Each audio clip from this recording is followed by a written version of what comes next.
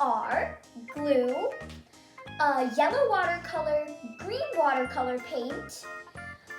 You're also going to need a syringe, some coffee filters, scissors, and a black paper with a shamrock cutout.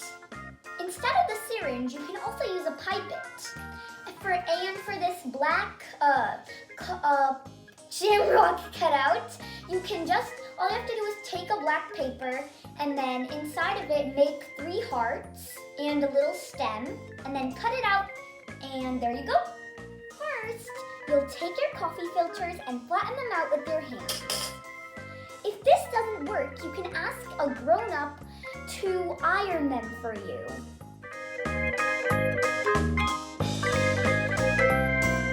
Next, you'll fill your syringe with your green watercolor paint.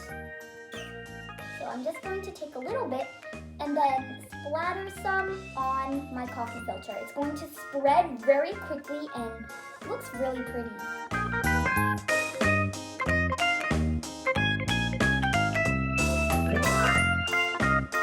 Look how amazing it looks!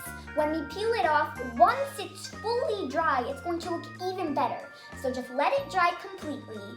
This coffee filter looks beautiful. Now the last step on making your beautiful Suncatcher is to take your black shamrock cutout, turn it around, and on the back, glue on your coffee filter. So here's how it's gonna look. So all we have to do is take the glue and put the glue at the edge of our coffee filter. Time for the honors! Okay, I'm just going to put the coffee filter on and lightly press down. Well, press down kind of hard, but control it. Yay, we finished! And actually, I didn't tell you, but these are Suncatchers!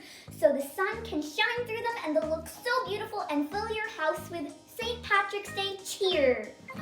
Oh no, unfortunately it's dark, even though it's daylight savings, but it's dark. But in the day, they would look so awesome.